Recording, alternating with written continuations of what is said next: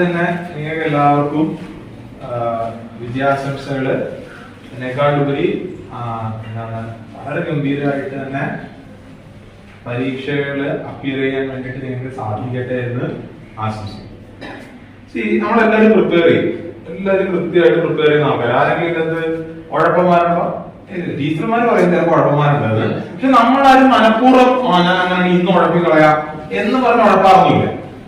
അപ്പം എന്നിട്ടും ചില ആൾക്കാർക്ക് ചില സമയത്ത് എന്ത് പറ്റുമെന്ന് വെച്ച് കഴിഞ്ഞാൽ നമ്മൾ ഈ പഠിച്ചത് കൃത്യമായിട്ട് ചിലപ്പോൾ നമുക്ക് പ്രസന്റ് ചെയ്യാൻ പറ്റുന്നില്ല എന്നുള്ളൊരു ബുദ്ധിമുട്ട് വരും. അതാണ് സത്യത്തിൽ നമുക്ക് കിട്ടുന്ന ഒരു പണി. പക്ഷേ ഇപ്പം നമ്മൾ ഇനി വർക്ക് ചെയ്യേണ്ടത്, കാര്യം നിങ്ങൾ പഠിക്കേണ്ടത് കുറെ നാളായിട്ട് പഠിച്ചു, 10th 12th തൊട്ട് അല്ലെ, ഈ കാലം കൊണ്ട് പഠിക്കേണ്ടതായിട്ടുള്ള കാര്യങ്ങളൊക്കെ പഠിച്ചതിന് ശേഷം ഇനി നിങ്ങൾ ഫോക്കസ് ചെയ്യേണ്ടത് അല്ലെങ്കിൽ എന്താണ് ഒന്ന് പ്രാധാന്യം കൊടുക്കേണ്ട ഒരു കാര്യം, ഈ അറിയാവുന്ന കാര്യം നല്ല രീതിയിൽ എങ്ങനെ പ്രസന്റ് ചെയ്യാം എന്നുള്ളതാണ്. ഇതിന് നമ്മളെ തടസ്സം നിൽക്കുന്ന ഒരു കാര്യം എന്താണെന്ന് വെച്ചാല്, നമ്മൾ എക്സാം ഹോളിൽ കയറുന്ന സമയത്ത് എന്താണ് നമ്മുടെ മനസ്സിൽ ഒരു എക്സൈറ്റ്മെന്റ് അടിക്കുന്ന സമയത്ത് അറിയാവുന്നതാണെങ്കിലും നമ്മൾ ചിലപ്പോൾ തെറ്റ് ചെയ്യണം എന്നുള്ള ചോദ്യത്തിന് കൃത്യമായിട്ടുള്ള ഒരു ഉത്തരമാണ് ഈ പൂജ. നമ്മൾ പൂജ ചെയ്ത് കഴിഞ്ഞാൽ മനസ്സ് സത്യത്തില് ഇത് കണക്കുള്ള പൂജകൾ നമ്മുടെ ആചാര്യന്മാര് ഡെവലപ്പ് ചെയ്തിരിക്കുന്നത് തന്നെ ഈ ഒരു കാര്യത്തിന് വേണ്ടിയിട്ടാണ്. എന്താ കാര്യം?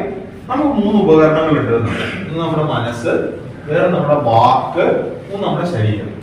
ഈ 3 ഉപകരണങ്ങൾ കൊണ്ടാണ് നമ്മൾ ഇവിടെ എല്ലാ കർമ്മങ്ങളും ചെയ്യുന്നത്. എല്ലാ ആക്ഷൻ ചെയ്യുന്നത് എന്താണ്? ഈ കായ വാങ് മനസ്സ് കൊണ്ടാണ് നമ്മൾ ചെയ്യുക. ഇവിടെ ഈ പൂജ ചെയ്യുന്ന സമയത്ത് എന്താ യഥാർത്ഥത്തിൽ നടക്കുക? നമ്മൾ നമ്മുടെ മനസ്സിൽ ചിന്തിക്കുന്ന അതേ കാര്യം നമ്മൾ നമ്മുടെ വാക്ക് കൊണ്ട് പറയും, നമ്മുടെ ശരീരം കൊണ്ട് ചെയ്യും. ആക്ച്വലി ഈ മനസ്സിനെയും വാക്കിനെയും ശരീരത്തിനെയും ഒരേപോലെ കൊണ്ടുവരാൻ വേണ്ടിയിട്ടാണ് നമ്മൾ പൂജ ചെയ്യുന്നത്. അപ്പൊ സത്യത്തില് നമുക്കൊരു നല്ല റിസൾട്ട് ഉണ്ടാവണം എന്നുണ്ടെങ്കിൽ ഇത് 3 ഒരേപോലെ വരണം. അത് പഠിക്കുന്ന കാര്യത്തിൽ മാത്രമല്ല, പിന്നെയോ എന്ത് കാര്യത്തിലാണ്? നമുക്കും അറിയാം, പല കാര്യങ്ങളും അറിയാം, പക്ഷെ അറിയുന്നത് ആയിരിക്കത്തില്ല നമ്മൾ ചിലപ്പോൾ എക്സിക്യൂട്ട് ചെയ്യും. ഇവിടെ നമ്മൾ എന്ത് ചെയ്യും? ഇതൊരു പ്രാക്ടീസ് ആണ്, ഇതൊരു ടെക്നിക്കാണ്. ഇത് പൂജ ആയിക്കോട്ടെ, ഹവനം ആയിക്കോട്ടെ, നമ്മുടെ ആചാര്യന്മാര് മനസ്സിനെയും വാക്കിനെയും ശരീരത്തിനെയും ഒരേപോലെ കൊണ്ടുവരാൻ വേണ്ടിയിട്ടാണ്.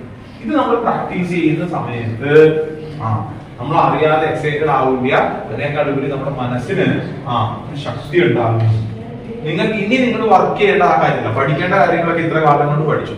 ഇനി എക്സൈറ്റ്മെന്റ് കൊണ്ട് നമ്മൾ എന്താണ് നമ്മുടെ ഇത് കളയരുത് എന്നുള്ളതാണ്, മാർക്ക് കളയരുത് എന്നുള്ളതാണ്. നമ്മളിപ്പോ ഇവിടെ എന്താ ചെയ്യാൻ പോകുന്നത് വെച്ചാൽ വിദ്യാഗോപാല മന്ത്രാസനയാണ്. ചില മന്ത്രങ്ങൾ, ഞാനിവിടെ ചൊല്ലുന്ന മന്ത്രങ്ങൾ നിങ്ങൾക്ക് അറിയാവുന്നതായിരിക്കും. ആ മന്ത്രങ്ങൾ നിങ്ങൾ എന്റെ കൂടെ ചൊല്ലുക.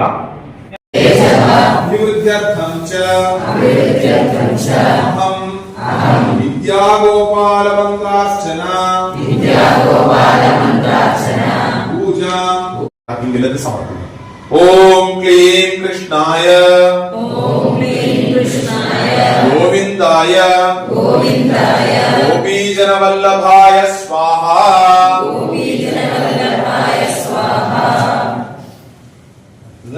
ഭഗവാന്റെ പാദം നമ്മൾ കഴിയിക്കുകയാണ് എന്ന് മനസ്സുകൊണ്ട് ചിന്തിച്ചുകൊണ്ട് ഒരു പുഷ്പം എടുക്കാം. ഓം ക്ലീം കൃഷ്ണായ ഗോവിന്ദായ ഗോപീജനവല്ലഭായ സ്വാഹ.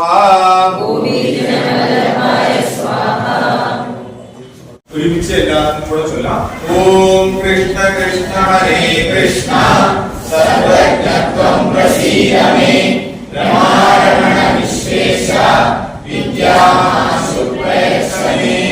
ഓം കൃഷ്ണ കൃഷ്ണ ഹരേ കൃഷ്ണ സർവജ്ഞത്വം പ്രസീദ മേ രമാരമണ വിശ്വേശ വിദ്യാമാസു പ്രയച്ഛ മേ. ഓം കൃഷ്ണ കൃഷ്ണ ഹരേ കൃഷ്ണ സർവജ്ഞത്വം പ്രസീദ മേ രമാരമണ വിശ്വേശ വിദ്യാമാസു പ്രയച്ഛ മേ. ഓം കൃഷ്ണ കൃഷ്ണ ഹരേ കൃഷ്ണ സർവജ്ഞത്വം പ്രസീദ മേ രമാരമണ വിശ്വേശ വിദ്യാമാസു പ്രയച്ഛ മേ.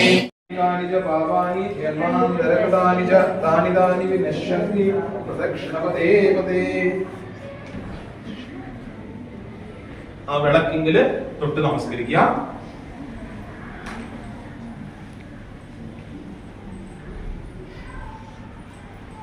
അത് ക്ഷമാപണം. നിങ്ങൾ എല്ലാവരും ഒരു പുഷ്പം കയ്യിലെടുക്കുക. നമ്മൾ ഈ ചെയ്ത പൂജയിൽ എന്തെങ്കിലും തെറ്റുകുറ്റങ്ങൾ ഉണ്ട് എങ്കിൽ ക്ഷമിക്കണമേ എന്ന് നമ്മൾ പ്രാർത്ഥിക്കുകയാണ്. ഞാൻ ചൊല്ലിത്തരാം, ഏറ്റുള്ളൂ. ആവാഹനം ന ജാനാമി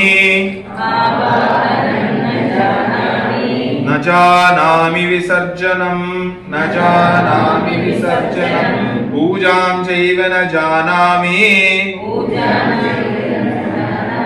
ക്ഷമസ്വ പരമേശ്വര ക്ഷമസ്വ പരമേശ്വര മന്ത്രഹീനം ക്രിയാഹീനം ഭക്തിഹീനം സുരേശ്വര ഭക്തിഹീനം സുരേശ്വര യത്പൂജിതം മയാ ദേവ യത്പൂജിതം മയാ ദേവ പരിപൂർണം തദസ്തു മേ പരിപൂർണം തദസ്തു മേ അപരാധ സഹസ്രാണി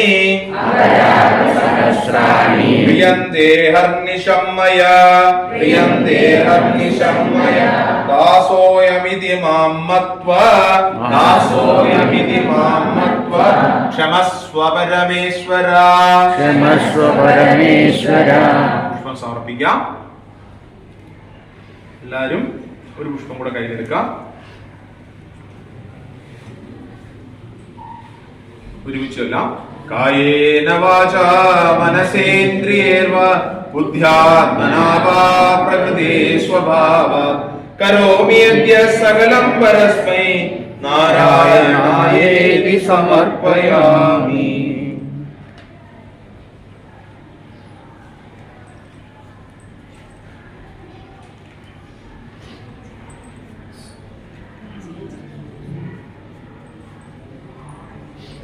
ഇനി എല്ലാവരും നമ്മൾ ഉദ്ദേശിക്കാൻ പോവാണ്.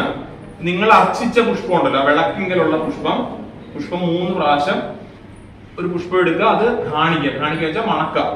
അത് കാണിച്ച് മതി, പുഷ്പം ഇനി വേണ്ടായിരിക്കേ. കാണിച്ചിട്ട് നിങ്ങളത് ബാക്കിലേക്ക് ഇടണം. പുഷ്പം വേണം, ഓക്കെ. കാണിച്ചിട്ട് ബാക്കിലേക്ക് ഇടണം. 3 പ്രാവശ്യം കഴിഞ്ഞതിന് ശേഷം 4ാമത്തെ പുഷ്പം ആൺകുട്ടികളാണെങ്കിൽ ചെവിയിൽ വെക്കാം, പെൺകുട്ടികൾക്കാണെങ്കിൽ മുടിയിൽ വെക്കാം.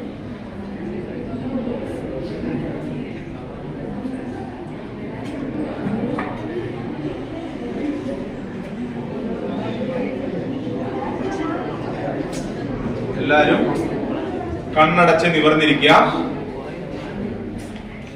കുട്ടികളെല്ലാരും കണ്ണടച്ച് നിവർന്നിരിക്കുക.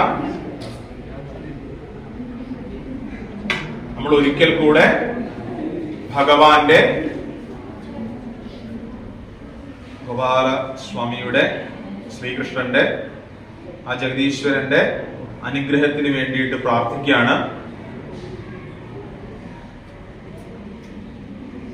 നമ്മുടെ സങ്കല്പത്തിൽ പറഞ്ഞതുപോലെ വിദ്യയും വിനയവും ജ്ഞാനവും ഐശ്വര്യവും ആരോഗ്യവും എല്ലാം ഉണ്ടാകണമേ എന്ന് ഭഗവാനോട് പ്രാർത്ഥിക്കൂ. ഇനിയുള്ള ദിവസങ്ങളിൽ ഏറ്റവും കൃത്യതയോടുകൂടി ചെയ്യേണ്ട കാര്യങ്ങളൊക്കെ നന്നായി ചെയ്തു തീർക്കുവാൻ വേണ്ടിയിട്ട് ആ ഭഗവാന്റെ അനുഗ്രഹം ഉണ്ടാകണമേ, ഗുരുജനങ്ങളുടെ അനുഗ്രഹം ഉണ്ടാകണമേ എന്ന് പ്രാർത്ഥിക്കൂ. നാം എന്തെങ്കിലും തെറ്റുകുറ്റങ്ങൾ ചെയ്തിട്ടുണ്ട് എങ്കിൽ അറിവില്ലായ്മ കൊണ്ട് പറ്റിയ ആ തെറ്റുകുറ്റങ്ങൾക്ക് ക്ഷമ നൽകണമേ എന്ന് പ്രാർത്ഥിക്കുന്നു. പരീക്ഷയ്ക്ക് മാത്രമല്ല, ജീവിതത്തിലെ എല്ലാ വിജയങ്ങൾക്കും ഭഗവാന്റെ ഗുരുപരമ്പരയുടെ അനുഗ്രഹം ഉണ്ടാകണമേ എന്ന് പ്രാർത്ഥിക്കുന്നു.